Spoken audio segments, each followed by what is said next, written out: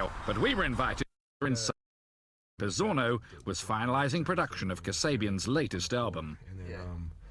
Possibly. The beautiful city by the bay is not a bad place to come for work, and Kasabian, with a succession of hits, are well used to long-haul travel. And wherever Serge and his bandmates find themselves, they always keep an eye on the English football scene.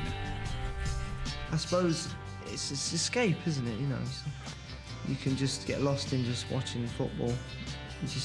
My mind's full all the time of like always things going on, and that just put the football on and just switch off for an hour or so.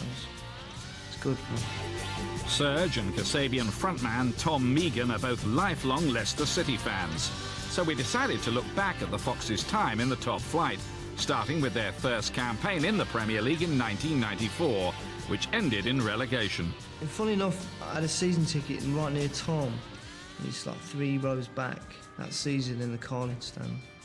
When we got beat by Newcastle, first game of the season.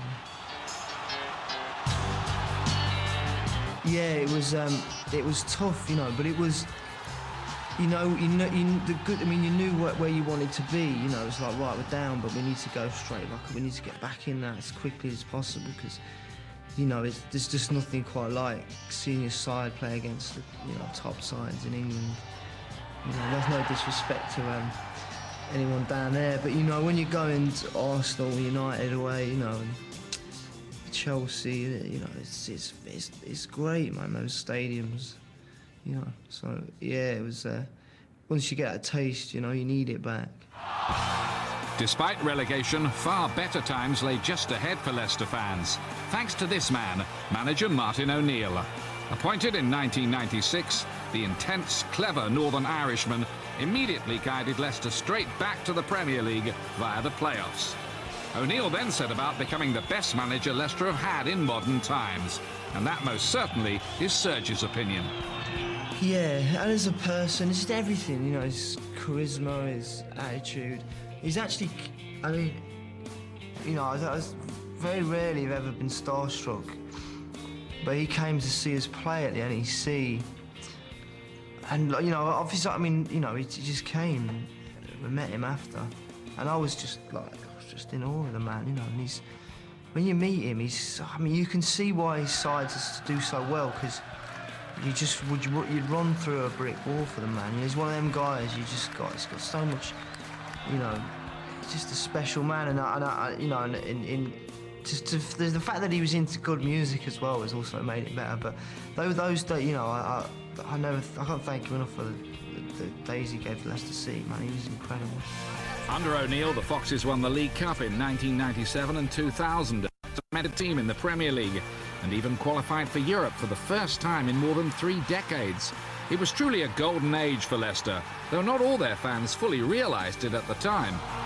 Our friend's dad, we were walking to the game and he said, we had Bolton or someone at home, and he went, remember these days, because it does not get any better than this. And we were like, because we were kind of, well, I suppose we got blasé, we were used to it, we were like, yeah, well, it'll be all right, what are you talking about? He said, no, remember, because this is as good as it's ever going to get.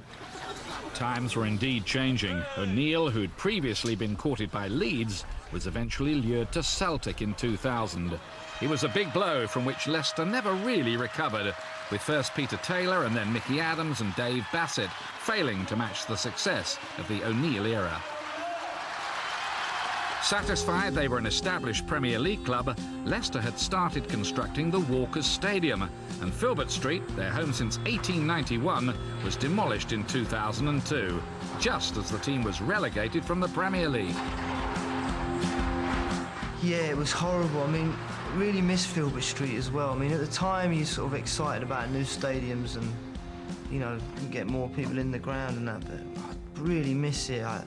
It was a frightening stadium to come, and it was a, you know, fortress. We made it a fortress, and teams didn't like playing there, and, you know, it's sort of all for change and moving on, but I do miss it. You know, I think Mickey Adams, they didn't have a good time down there, you know. Leicester have yet to return to the Premier League since going down, and if they can get back into the top flight soon, then this Foxes fan will be able to hear the Walkers Stadium echo to his own music at the start of a match. Yeah, that's pretty mental, yeah. that'd be, you know, they play a song when they score now, which is great. But no, if they walked out to something, that'd be phenomenal.